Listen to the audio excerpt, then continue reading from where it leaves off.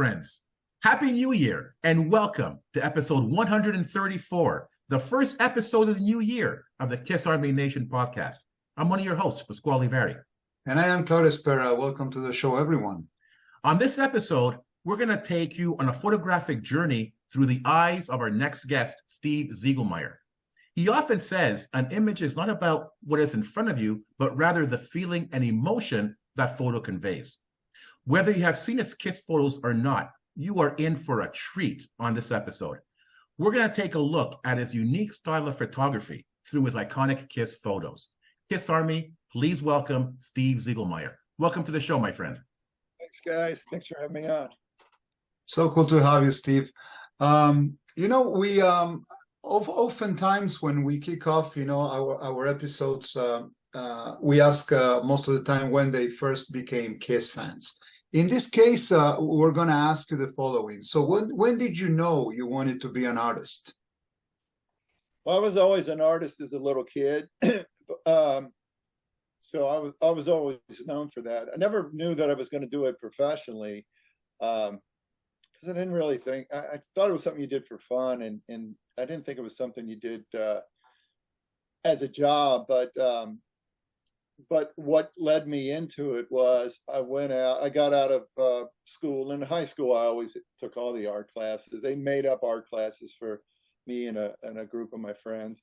But when I got, I took vocational school. We had a commercial art program. So I took that, but I kind of thought, well, I'm just going to go out and get a job and I'll do this for fun. Until I went to work at a factory that made maraschino cherries. And it was pretty rough. I got scalded. I was around chemicals. It was hot. All kind of crazy stuff. So I said, well, I better go back to what I'm really good at, and maybe that's what I should be doing. So what I did was I saved my money. I was working at the factory. I saved that for about 2 years, and I went to a commercial art school in Cincinnati, a small school that only taught commercial art. We weren't fine art students. So after I got out of that, I went to work as an art director at various ad agencies. So that's really where I became, a working artist, making a living at it. And I was an art director for 25 years. So I created ad campaigns, logos. Really, the big thing I did was strategic ad campaigns for clients. So it would include everything from TV, outdoor newspaper, magazines, radio. Me and a writer would come up with these concepts for these clients and create the whole campaign. That kind of leads me into the photography end of it. So okay, that job was very creative and idea driven. What started happening with the internet, when the internet came in and a lot of marketing moved on the web, especially websites, art directors started becoming more just kind of designers and people making graphics instead of the idea stuff, which I really like the idea stuff, because a good art is based on good ideas. And yeah. If you don't have the ideas, it can be something pretty that just doesn't mean anything. It's like, oh, wow, look, here's some pretty thing. So what I did, more and more of that was going that way, and ad agencies were starting to use stock photography more. And as an art director, I used to hire photographers and direct them. They were doing my ideas. I would give them a layout. I would be at the shoot. I would direct them if we had talent. And I was crafting those images along with the photographer. The only thing I wasn't doing at that point was controlling the camera and the lights. Okay. So with this turn in the duties of art directors, at least in Cincinnati, bigger markets still have that, but we kind of got less of that. Well, more and more the clients I was working with were doing stock photography, which if you come up with a great idea, you rarely find a stock photo that fits your idea. Because if it's unique, it's the opposite of stock photography. Stock photography is, something that everybody wants. Yeah, masses. Yeah, that's right. Yeah. So that's what got me into photography. Was I literally started with a little digital camera when I was freelancing with a client. When we needed images that I couldn't find in stock, I would take them myself. So one of them was just at my hand holding an old iPod, because I couldn't find a stock photo of it. So from that, what I did, to wrap it up, I just started buying better equipment, and I always had it with me when I was on assignment freelancing. And I would just take a lot of stuff myself for layouts. And then I started taking the final photos. And yourself, yeah. Pretty soon people forgot that I was even an art director, and they liked my photography so much that they used me for that. And then to get to the music point, I mean, being a huge music fan my whole life, as soon as I was doing photography, I said, I got to start shooting music. That's my passion. And see, when I was a little kid, the funny thing was, what I really wanted to be was an album cover designer. So I've got one from Queen. I did a Queen album probably when I was about 12, but I just thought that would be the coolest thing in the world. But in the world we're in, I mean, you got the last thing that really looked like an album cover was a CD, and those are 5 inches by 5 inches. So they kind of killed the whole album cover thing. I mean, now there are lots of images, but it's not the same. I remember, you've looked at Satin. I mean, Kiss is a perfect example. In 1975, when my buddies came over, I was already listening to Kiss, the Detroit Rock City, and Destroyer was out.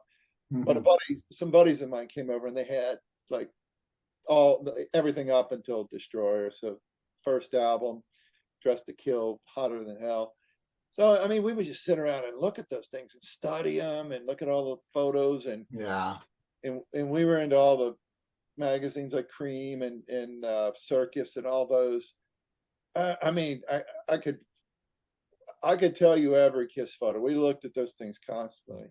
So, I think one of the things with Kiss is they're so visual that they really lend themselves to that. There's a lot of bands I don't think you could look at photos all day of. You go, all right, yeah. they kind of look the same. I mean, Jeff Beck, I mentioned before, he's a great example. I mean, he's one of the greatest guitarists that ever lived. I mean, I could look at photos of him just for his technique, but it isn't the same. It's not like you'd have 100 photos of Jeff Beck. They probably start looking pretty similar. Yeah. But yeah, it's I mean, one of the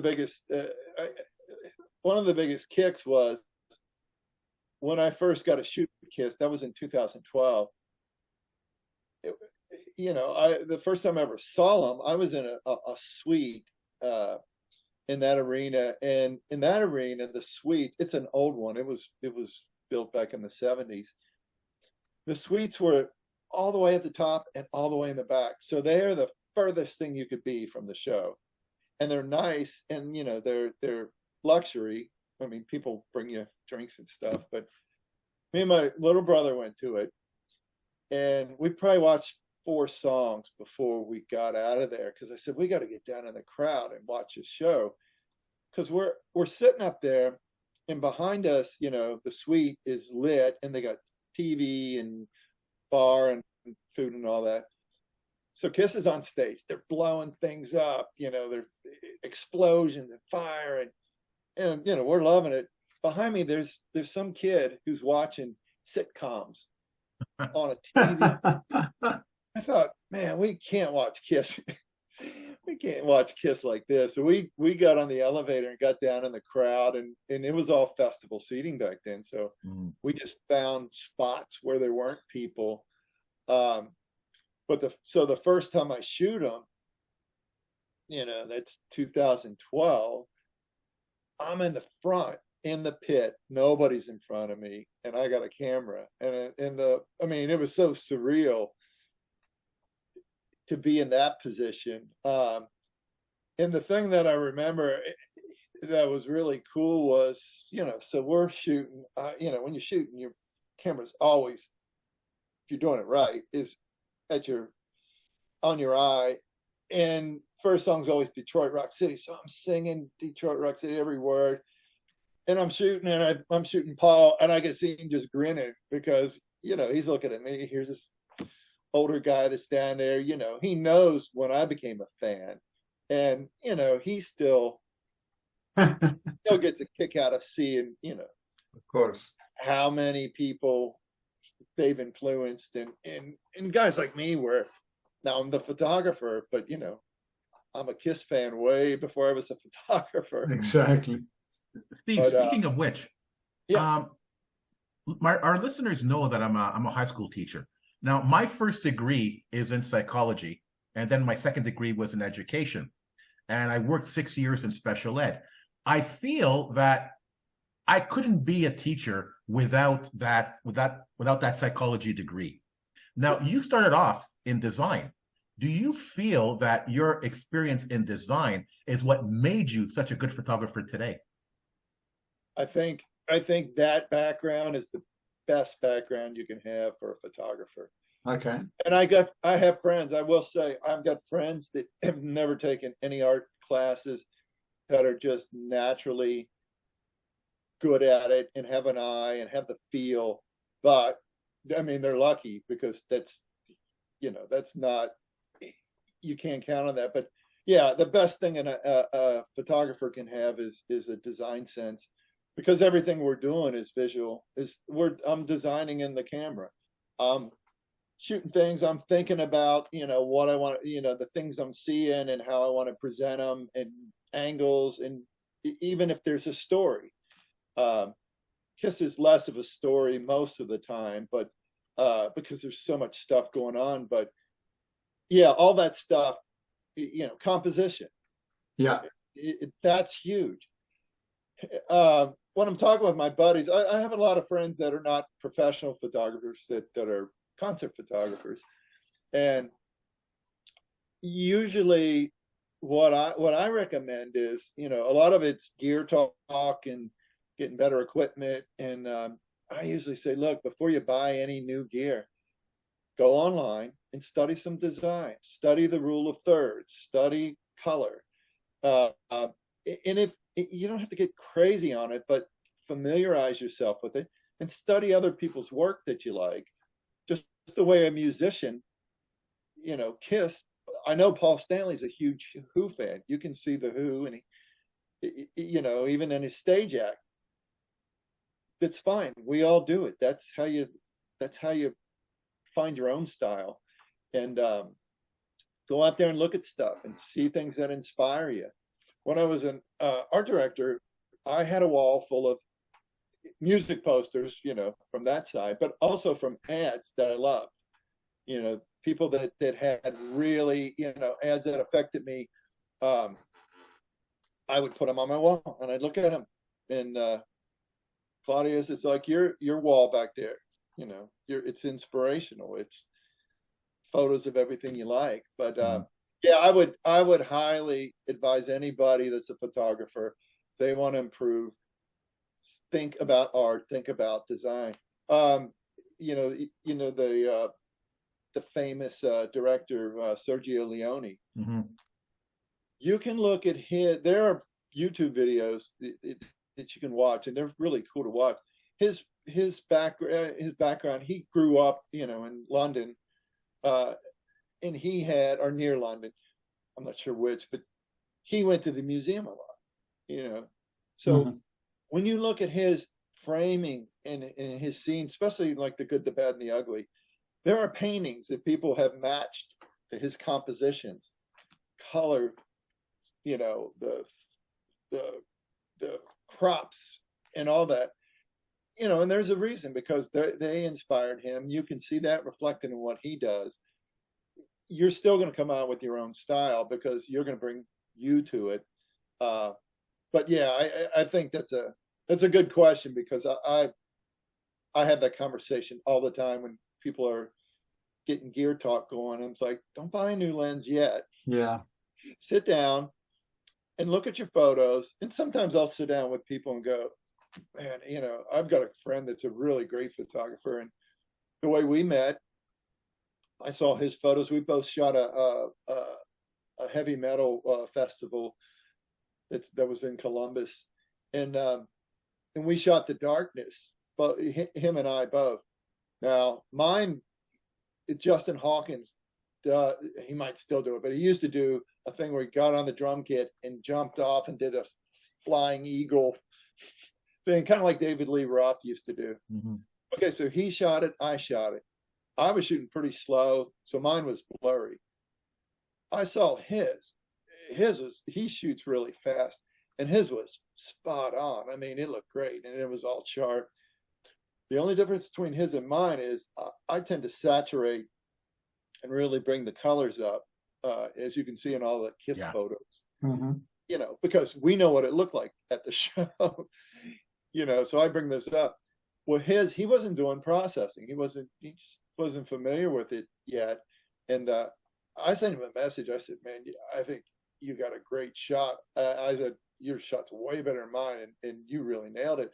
I said, I would love to see you bring up the saturation in there, because it's a really good shot. It's just a little, you know, cameras don't out of the box give you that. That's a processing thing you've got to go through, kind of like a musician in a demo. Yeah, exactly. A great song, it's not quite there. You need to mix things. You need to get things in the right space.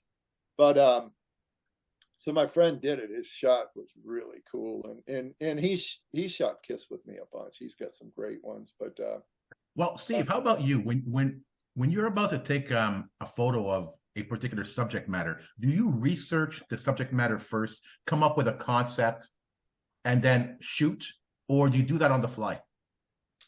Generally, I don't, because and I know the friend I was just talking about, Chris Arnold's his name.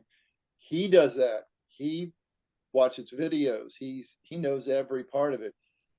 Me, what I've figured out for myself is I like reacting to things. I think I get better things in my style.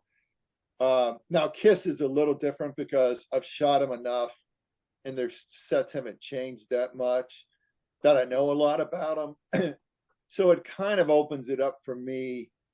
But I like to go to a show and just watch it and react. Okay, and react to it. Okay. I think I get stuff that's a little more live, you know, a little more live looking. Like I don't mind when somebody's playing the guitar, if their hands are blurred.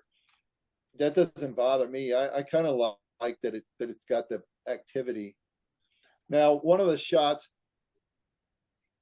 that I shot, one of the Kiss shots I think you've seen, that definitely was in my head, and I did get it, but I got it because I've shot him a few times. So it was something I kind of had in my head and took at one of the shows. That was the Kiss boots, just the boots. Yeah. Which I like taking those kind of, I call them portraits, even if there's not a face in it. But when you look at that photo, you know who it is. I mean, you don't have to see a face. Exactly. You don't need to. Right. They're kind of sideways photos. They're coming in from a unique angle. Exactly. One of my favorites I've done of someone else is Willie Nelson, and it's his hands on trigger. And if you're a Willie Nelson fan, you know who Trigger is, and you know you would know the two of them just by that. And so I've got a photo like that I really like. It's in the same vein as that. You look at it, if you know Willie. If you don't know Willie, you might just say it's an old guy's hands on a beat up guitar. But I get people like, you know, compliment that one all the time, because we don't have to see Willie's face, and it's a different way Exactly. to show a portrait, Exactly. which makes it unique when you do those kind. Now, Kiss is, like I said, Kiss is different because I've shot them so many times. Every show I've ever shot them, they've opened with Detroit Rock City, so I can plan on the pyro, the explosions. I know where Paul's going to be. I mean, and I've only listened to that song about 2 million times. You know, I know every cue. I know where to run across the pit, you know, for Tommy's solo. I know when, you know, the drum fills. You know the show. You know the show. Well, and I know the song, so I know every nuance of the song, which that one helps me because then I can kind of go, well, I've already got this shot. I'm going to get this shot this time. And what's funny is how many times, even shooting the same song and them doing the same things, and the staging's a little bit different, but the pyro is usually similar. It's funny how every show you get some different shot. Yeah. Like this last one, I got a shot of Gene. I've never even seen the shot on my camera before. He's got a white light behind him and the background's blue. So it kind of looks like a night sky with the moon. And he's looking out up above, not at me, because Gene will look at you a lot. Paul will too. I mean, they really play to the camera, which makes him one of our favorites for that. But this one is just him looking out, and it's completely different. I mean, I've shot him 8 times. I've never even seen that, you know, in any of my photos. So it's amazing how many, you know, variations there are, and that's why you keep shooting, because you go, oh, the next time might be something I've never seen before. Steve, I just wanted to I just wanted to go back to something that you mentioned before, and speaking of references, we strongly suggest, you know, our listeners and viewers to go to your site, because, you know, that's really a masterpiece. You know, if you go to ZiegelmeyerPhotography.com, for anyone interested in arts and photography and music, you're going to find amazing stuff. And I was surprised to see that you're shooting, you know, things like landscapes, architecture, food, you know, on holidays, and of course, music. But what's interesting to me in your bio, you also mentioned that the best photos are somewhere between what you see and what you want to see. And if I go back to the example that you put on Willie Nelson, this is exactly the case. So how exactly do you attempt to convey this perception of filling the gap between what you see and what you want to see? How do you do that? So the Willie one is a good one, because when I shot that, it also includes some of the stuff we've been talking about, design. When I shot that, I shot it with a wide lens, and the whole photo is all of Willie, and background, and probably down to his waist. So when I look at that photo, I mean, I could have put it out the way it was. It was an okay photo. It wasn't anything that you stop you in your tracks. I mean, I think it still looked good, but I wanted to get in on his hands, because I knew that him and his hands on trigger, that's a connection. Those two are like two buddies. You know, he's had that guitar forever. It's got a hole that big in it. So that's what I wanted to show. That's the story. If I was a painter, that's the painting I'd want to paint. Okay. I'd have the photo, but I'd say, yeah, I'm going to do it. And that's the way I tend to want to think about photography. Always.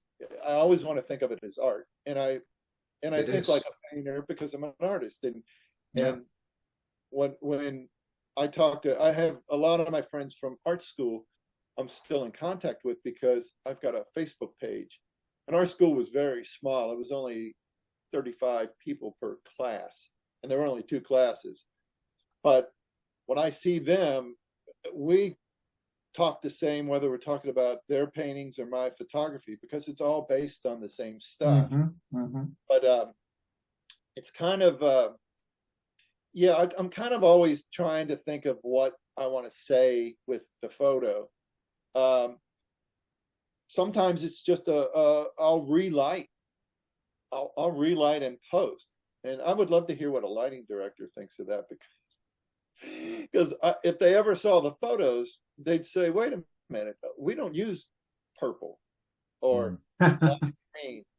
But what I'll do sometimes is take, especially red and blue are big rock and roll colors, and sometimes bands use them too much or not the right way, and they're really hard to work with, and they start getting boring after a while. Red tends to wash things out. Blue does the same thing. So sometimes what I'll do is I'll just take the reds and make them magenta, and I'll take the blues and make them, greenish looking, which are complementary colors, which those go together. But that's kind of where I imagine, something different. Right, what you want to see. I've got a Wiz Khalifa photo out there. Now, I shot him.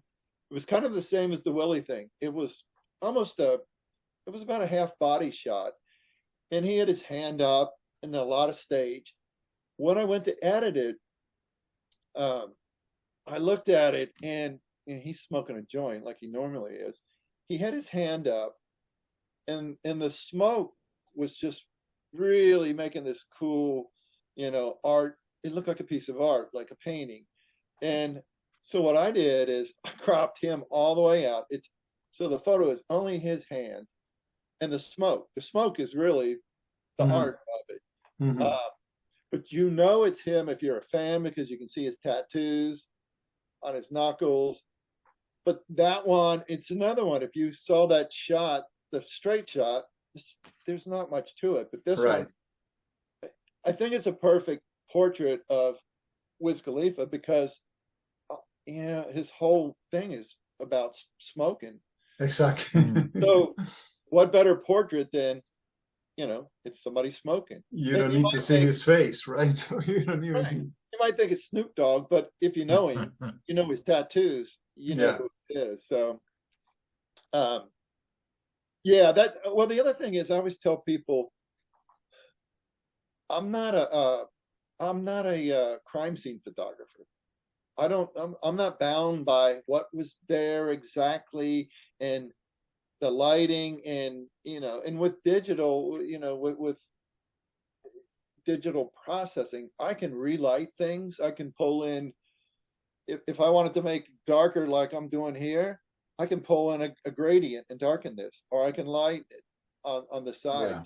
Yeah. I've got the ability to post light things, and I know enough about it that I can do it in a believable way. But the tools that I have let me, as an artist, really stretch out and think about things in a way that I couldn't in film, because that's all hard and expensive.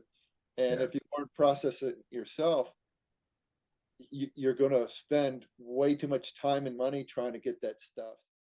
We were talking before we started recording, and I mentioned that I saw your photos online, and it just like struck me. Wow, And let's be honest, everybody and their mothers has taken pictures of Kiss. It's everywhere. But for some reason, your pictures, at least to me, really stand out. Now, my question is, I and maybe I'm biased. I went on your website and I looked at your other subjects. And again, maybe because Kiss is my personal interest, those other pictures didn't stand out as much to me as Kiss did. Kiss just smacked me in the face. Now, maybe because it's one of my passions. So when you take a picture of a particular subject matter, is that because it's a particular passion of yours and that passion comes out in the photo, or is it really by design? So what makes Kiss interesting for you as a particular subject compared to the other ones that you've done? Yeah, I mean, they're great to shoot, just visually. I mean, let's start there. It's a visual medium.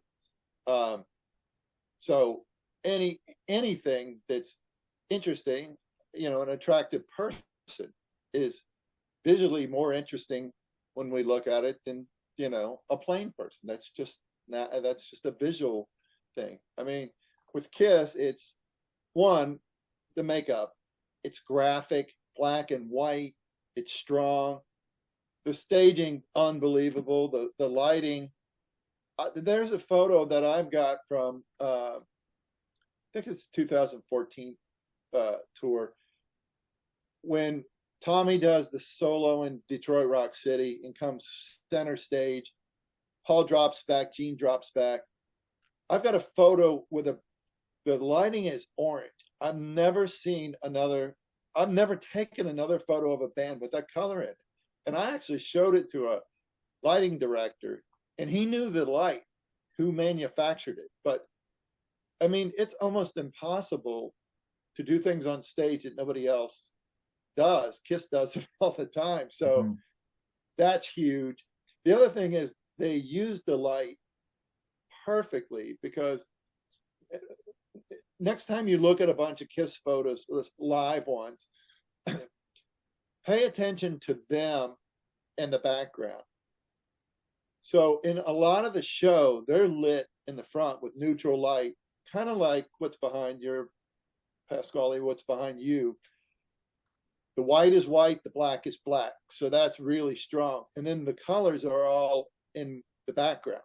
Mm-hmm. In other words, if they just threw a red in the front, they'd all look like they have pink faces. You know, it's not as strong. And it happens. It's a technique you can use, but a lot of the time, Kiss is lit, you know, with neutral lights in the front, and then all that color's going on.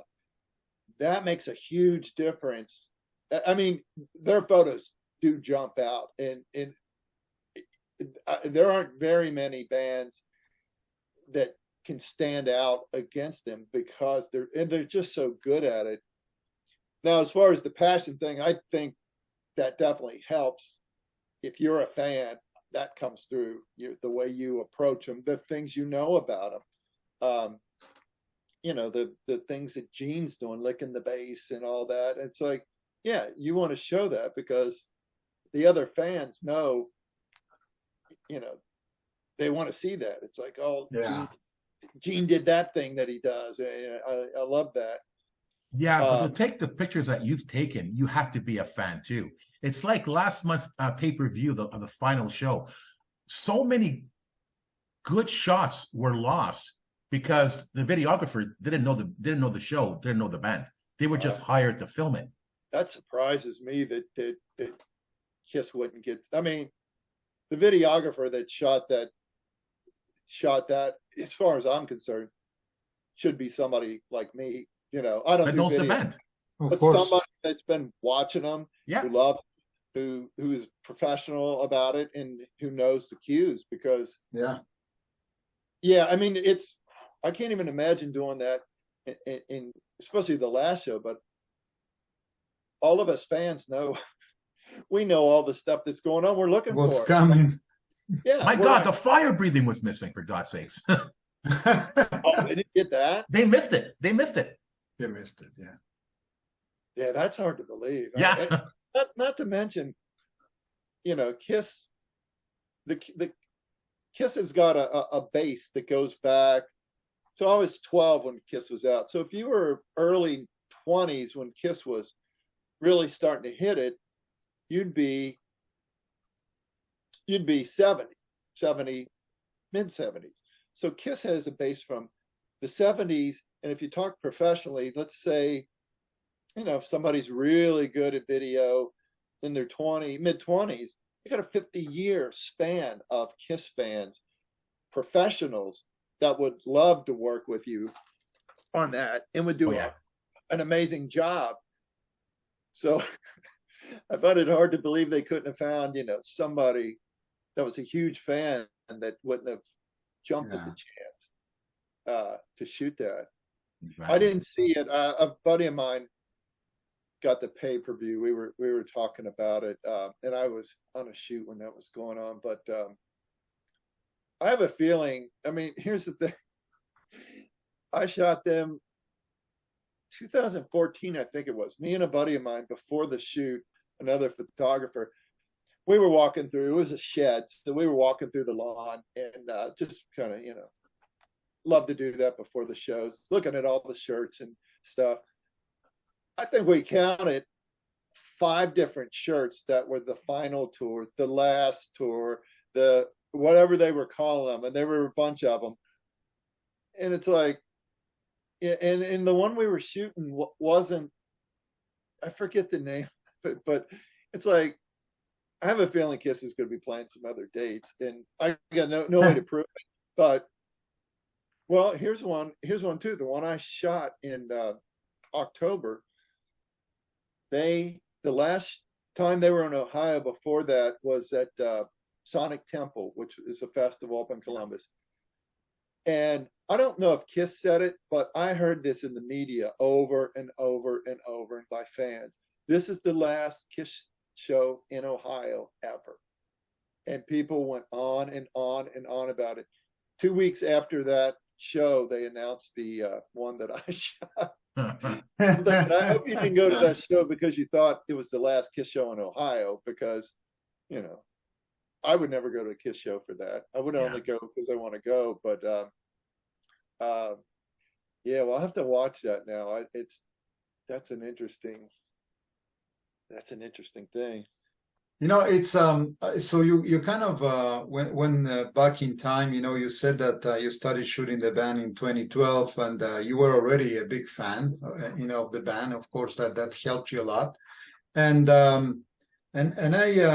we recall that during that session, that, you know, the 2012 tour, it seemed to us that you basically you concentrated on individual, you know, members more than anything else.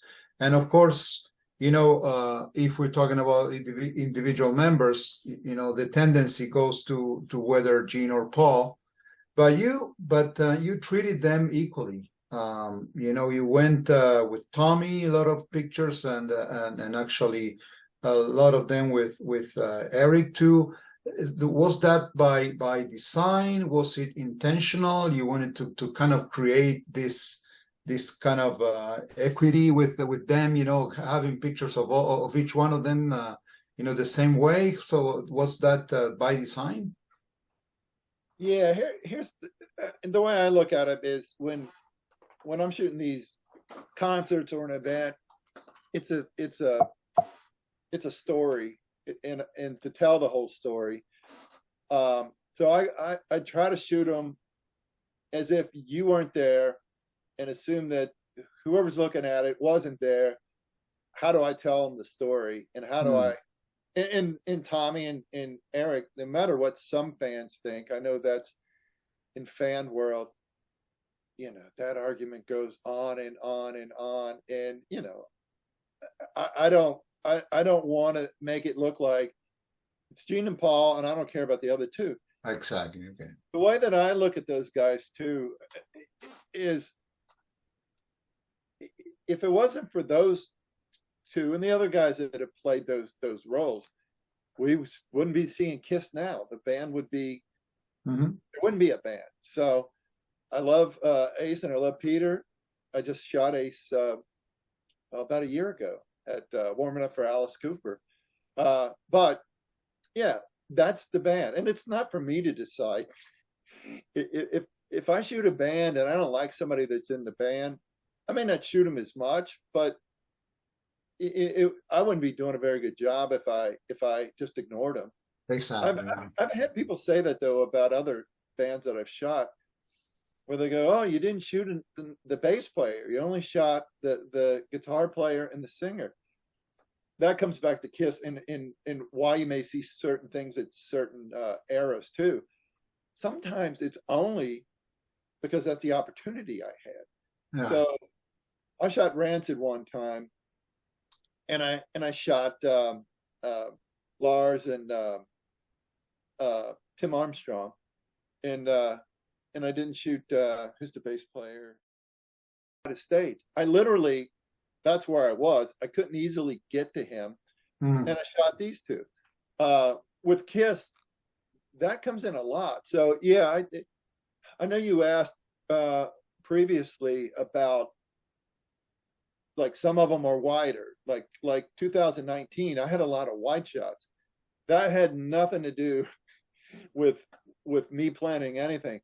What happened on that tour, typically with Kiss, they used to be 3 songs. in the pit. So probably up to 2019, it was 3 songs in the pit. 2019, they switched their protocol, and it became 1 song from the soundboard, 1 song from the pit, which is horrible for us because the soundboard shooting at it's not bad, but so you saw a lot of wide shots. I'm all the way at the back of the venue where the sound guy's mixing the sound. So it's the other end of the venue. Yeah. So I've got a long lens, 2 long lens, a really long lens, and I'm shooting that. So they're mostly wider shots. I think when I shot that, I didn't even have my really long lens. And then we had to run down to get in the pit, and the song was shouted out loud, which is not a long song. Half the song was wasted. Then when we get in the pit, in shouted out loud, they're all on mic because they're all doing harmonies. So they're all locked. And when they're on mic, a lot of times you're getting this. You're getting the mic in the face. Yeah. So what happened is I released a lot more of the wide shots and a lot less of the close shots. Now in 2014, we were in the pit. Those guys literally will come together for a song, and you're right in front of them, and you might only be a foot from them. So then you get these crazy cool shots. Or Paul sits on the end of the stage. I've got one of those where playing to the crowd, and then he'll turn to us and put his pick in his mouth. But Paul he'll look at each photographer, and we're taking a shot and then looking real quick to make sure we got something, because those kind of chances you don't get. All the time. Yeah. Mm-hmm. Paul literally would wait, and then he'd look to the next person and do it to every photographer. That's why we love, outside of me being a huge fan, if you're a photographer, you love KISS. Those guys are entertainers, old school. They understand the importance of the entertainment. And the other thing they understand, and you'll see it a lot in our photos, they will look at you dead on and do their thing. Well, they know that it's not looking at me. It's not looking at my camera. It's looking at you. And when you see those photos, people really love when they see their favorite band staring at them. Staring at you, yeah. Yeah, and it works. Those guys know it. Gene, when you lift up, I've got 200's a real popular photographer's lens, because you can get down in the pit, you can get a portrait, you can get in really tight. When Gene sees that lens come up, he goes through all the Gene stuff. He does his legs up and down, he sticks his tongue out, he licks the base. I mean, it's like a photo shoot, which is amazing, because there are photographers that I've shot literally that stand in the dark for the first 3 songs and then turn the light on when you leave, which is the dumbest thing in the world, because I'm only in there because they approved me to be in there. If they don't want to be in there, all they have to do is say, we're not allowing photographers, and I won't be there. I have never understood why a band would approve us and then block us from shooting them. It's the stupidest thing. KISS is the exact opposite of that. And that's another reason why the photos jump out, I think, because they're always, it's always like a photo shoot. They're always in front of us putting on the show. It's not, I'm going to run in the back and play guitar. It's like, no, we're here for about 10 minutes. They're up front. Well, and even the pick stuff and all that stuff is really designed for the photo. Yeah. People in the back of the place have no idea what you will never see that. Yeah, which I think is another great idea for a band, because it's great marketing. You know that photo is going to be a cool photo that you're going to put out, or somebody's going to put out. KISS doesn't put out our photos on their site, but they know that that's going to be a great thing. But that's another thing I wanted to bring up about KISS that is completely unlike any other band that I know of, is, and I love it even though I should hate it, they don't put photos of mine on their website, or anybody that's shooting, other than than their photographer, who this tour is the first time I ever saw their photographer. Their social media is fan photos. I think that's when you look at that stuff, that's you see how they're still dedicated to fans, because it's still about fans. Their whole social media is all, people doing their makeup when they were kids and fan stuff. They're not great. They don't have to be great photos. It's true. Yeah. Some of them aren't great at all. They're just great ideas and great little moments from, from the past. But that's a great segue to my next question, because you said something interesting, that you're not a crime scene photographer. No, you're not. But maybe you're the photographer of the people looking at the crime scene. Because if you ask the people what they saw, you're going to get 10 different responses. They're seeing 10 different things. And you as a photographer are doing the same thing. You're seeing the band from so many different perspectives.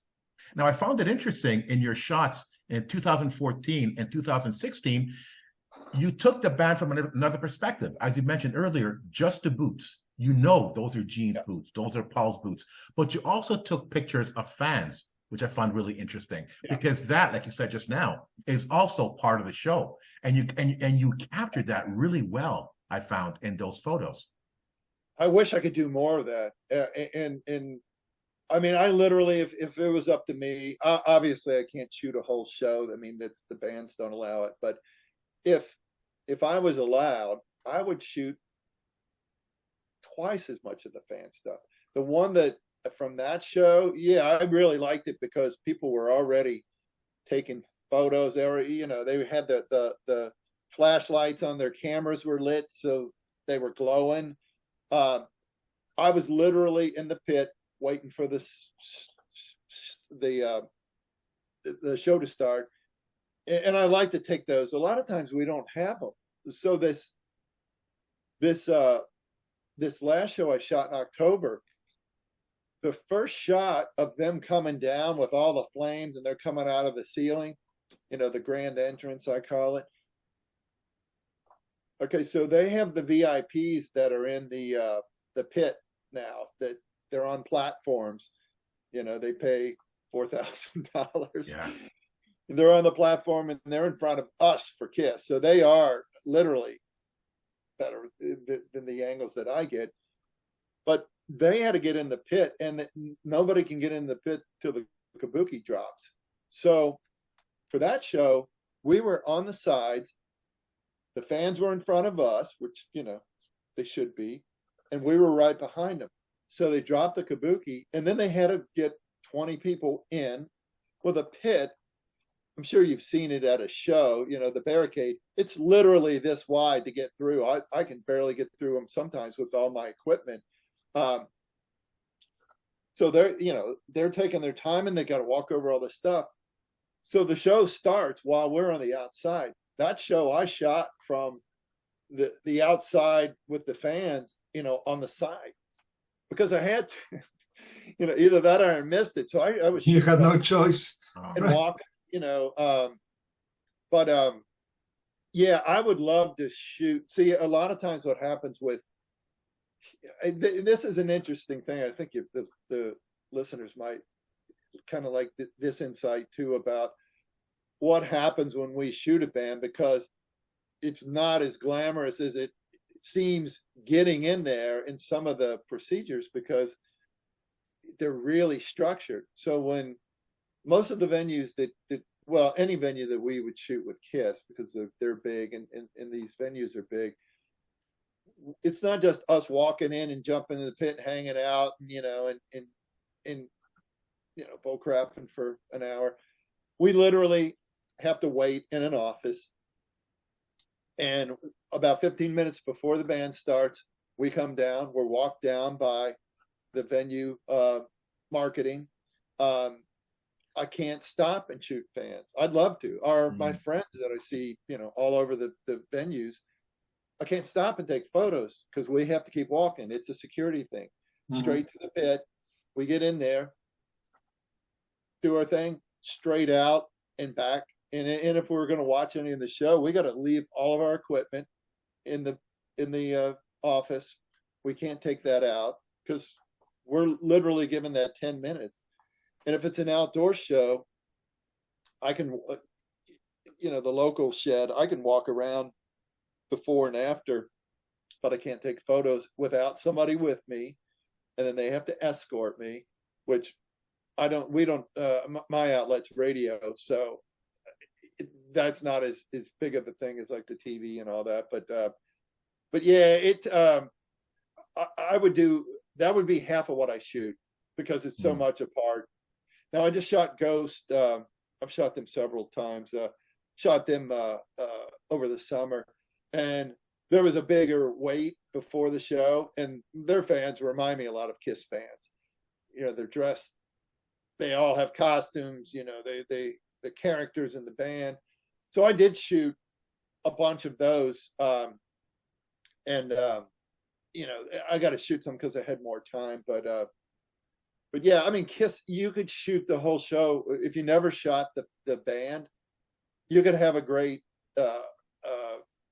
collection of just the fans. I mean, I've never seen more band tattoos than at a Kiss concert ever. I mean, almost everybody's got a Kiss tattoo of somewhere. Yep. I've got no tattoos anywhere. I noticed, and the funny thing is, I see them. I see those tattoos everywhere. At different shows, and I took a shot of a guy. His whole back was a Kiss thing, and I forget what show it was, but I was shooting that show, and I had the guy, lift his shirt up so I could just shoot his Kiss tattoo. Steve, if we fast forward in time to 2019 for the end of the road, we can see by your work that again you were trying to capture wider scale photos, focusing more on the stage and the spectacle, as you mentioned before. So of course, the Kiss music, obviously transmits, emotion and energy. But did you also wanted to capture that emotion from those images, taking a look at the stage from a bit far? Was that your intention? Was that what you were trying to convey with those pictures? Yeah, again, it had a lot to do with where they put us. Okay. But I did. We had talked about this as a group. My other friends, we would love to shoot Kiss from, at least partially from the soundboard, because then you get the whole stage, right, and you get the whole scope of that. And I think that's the other thing with Kiss is if you've never been to a show, it's hard to imagine the scale that they work on, especially the Monster Tour. I think that was the Monster Tour in 2016. The Spider. Yeah. Riverbend Music Center in Cincinnati is an outdoor venue, and it's not as tall as some of the venues they play. So they had to come in. I know they came through the top of it at different stops. They were already under it because they couldn't go up that high. So that affects what they do. But the scale of it, I always like getting those shots where it's the whole stage. Yeah. End to end. And with Kiss, especially when it's the whole stage and there's pyro across the whole stage, you really get the feel for what that is. The only problem with shooting back there is if you split it and you go down front, then you waste half your time moving. Right. And I've got a 500 lens. It's huge. You've seen them with sports guys. You see them with all the time. We shoot them on a monopod, but they're giant lenses. The problem with that on that 2019 tour is one song and then one song in the pit. Okay, with this lens, I can't just throw over my shoulder. It weighs about 12 pounds and you can't put it anywhere. So when I run down there, I had to put that thing somewhere and then switch the body off to a shorter lens, because even with two bodies, I had three lenses then, a long, a wide, and this super long. And you know, it just becomes impossible in that amount of time. A 3-minute song, I've wasted almost all the song just with that. So the last time on this year's tour, our initial feedback from the venue was from KISS was a new one that we'd never had, that was going to be one song from the soundboard. Well, it was the same, one song from the soundboard, one from the pit. And so I literally asked the venue if I could just stay back at the soundboard, because at least that way I still have my huge lens and a lens I could shoot wider. But then we're talking about every second counts when you're exactly. Yeah. Mm-hmm. But at the last minute, you know, it's another reason we love KISS. At the last minute, they came up and said, no, they changed. We're going to do them all from the pit.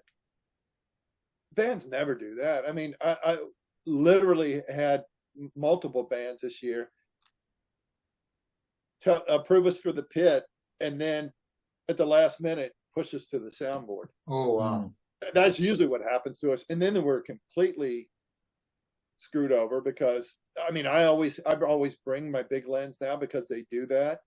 But if they do it at the last minute, I have to go back to my truck out of the parking lot. And it happened to me at a ZZ Top concert. I literally had to walk all the way across a huge parking lot to get the lens, and I missed most of the show. I think I got a shot one show. But again, there's KISS. I mean, they didn't do it. They did it better. They said, no, we're going to change it so that you can be.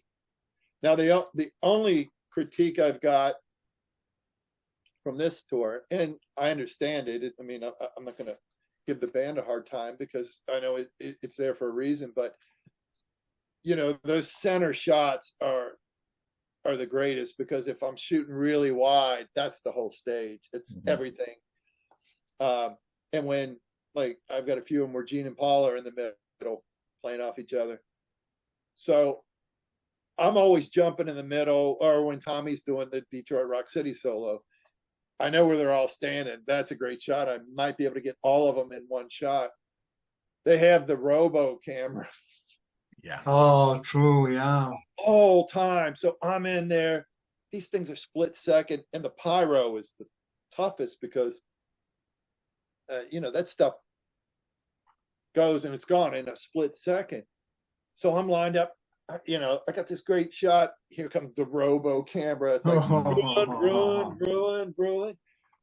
And then we couldn't get on the sides because of the VIPs, and then the two cameras. So, you know, I'm happy the VIPs got to have that experience, but boy, I would have loved to have been standing to be there in those corners like we normally did.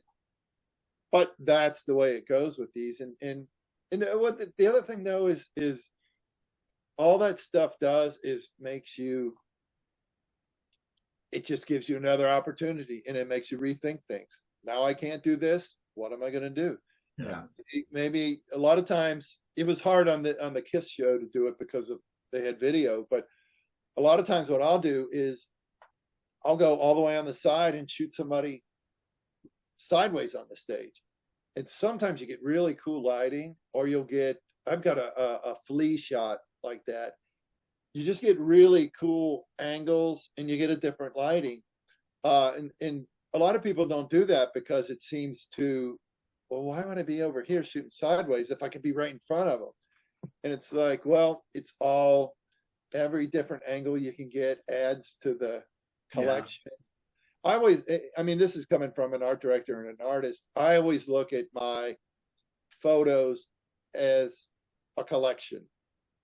You know, I'm putting together a collection, and when you see it all at once, that's the whole story. So exactly, that comes back to what you were saying about, you know, Tommy, Eric. Yeah, I want the drummer. I want the guitar player. I want a wide shot. I want close-ups. I want portraits. I want fans. Then when I put them all together, you saw the whole story. You saw everybody. You saw the scope. You saw the makeup running down Gene's face, or his. I've got a bass one that people are grossed out about or they love, where he's licking his bass. It's real tight, and there's saliva coming off his tongue. People that are Gene fans and Kiss fans love it, and other people go, "Oh, it's just too much." But that was an interesting question, Claudio, because, if you look at the gatefold of Alive 2, you see that wide shot of the entire stage, it's iconic. It is. And, if you can capture that shot today, it's a modern version of that gatefold from Alive 2. Yeah. It tells the entire story. It's just amazing. So much you can shoot at any Kiss show. You could approach it from so many angles. Yeah. Unfortunately, I get 10 minutes. I mean, one of my, a dream of mine would be to shoot a whole Kiss show. Whole show. A whole show. So I could literally tell the story the way I see it. Gene spitting blood, Paul flying, the drum solo, everything, and do it all, in sequence. That's right. Do it all, yeah. And then I could weave together that story. I don't know, Kiss, if you're watching. I'm sure they are.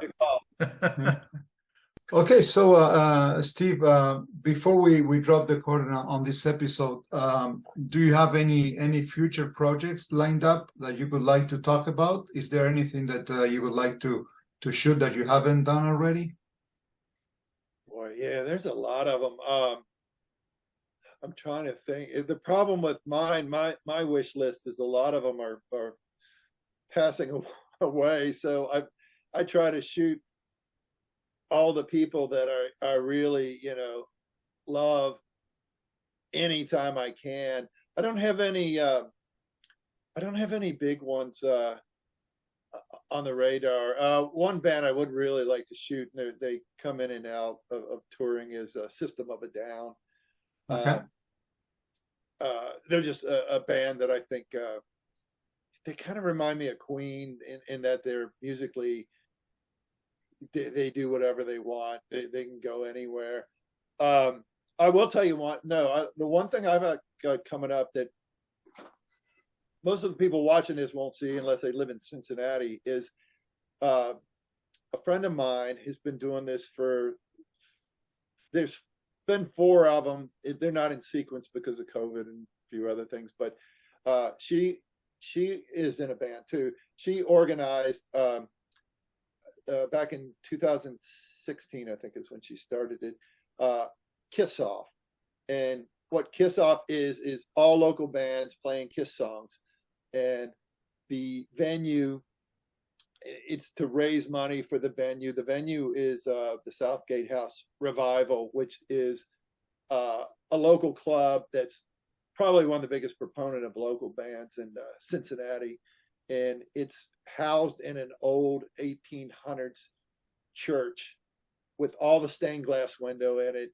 And they've really made a nice venue out of it. But the Kiss Off raises money to help make some improvements. Like the past couple of years, it's been lighting. This year, they're gonna upgrade some audio.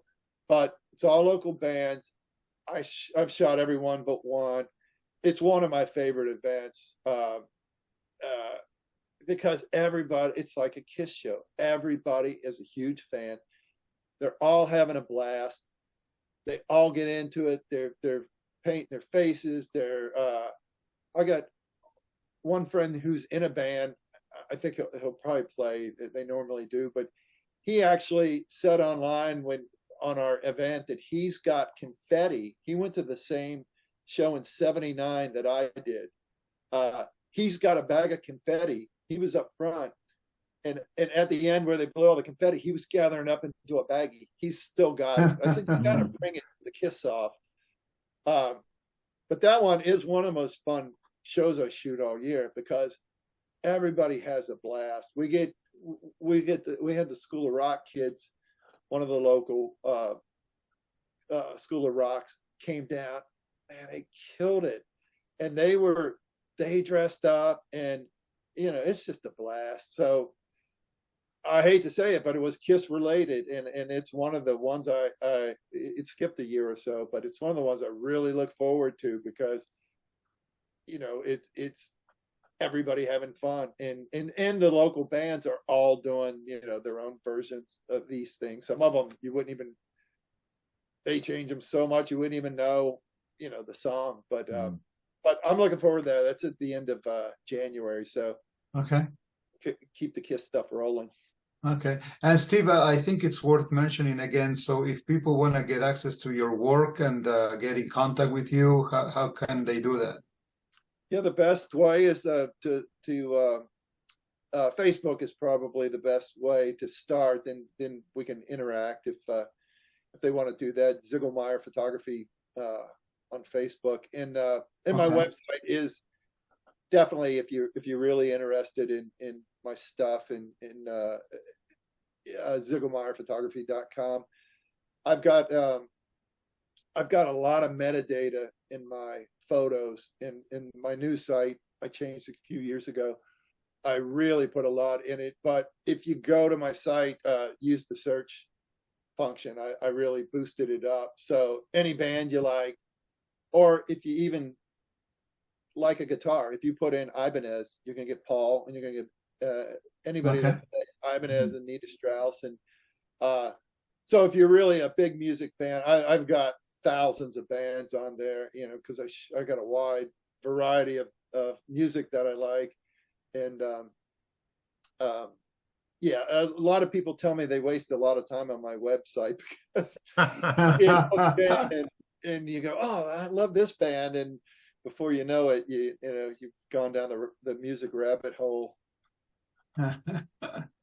No, Steve, it's been a genuine pleasure to have you on the show. Thank you so much. Being a month after the end of the road, no more touring, I'm suspecting.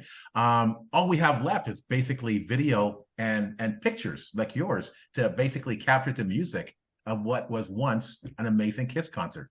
So, and getting this behind the scenes perspective and the technicalities of it was just so interesting. Thank you so much. And so educational, it was fantastic, love it. Thank you so much, Steve. Thank you. I appreciate you guys inviting me on. I enjoy the Facebook group, and keep up the good work. Thank you so much. To the Kiss Army, we hope you enjoyed this episode. If you have any questions, comments, or ideas, message us at talktome@kissarmynationpodcast.com. Please like and subscribe and support the amazing guests we have on our show. Until the next time, remember, never stop rocking. Take care, everyone. If you enjoyed this episode, like and subscribe on YouTube, or follow us on Spotify, Automatic, iHeartRadio, or wherever you listen to podcasts. Don't forget to make yourself heard. Leave us a comment on Facebook, Twitter, or Instagram. See you all soon, Kiss Army.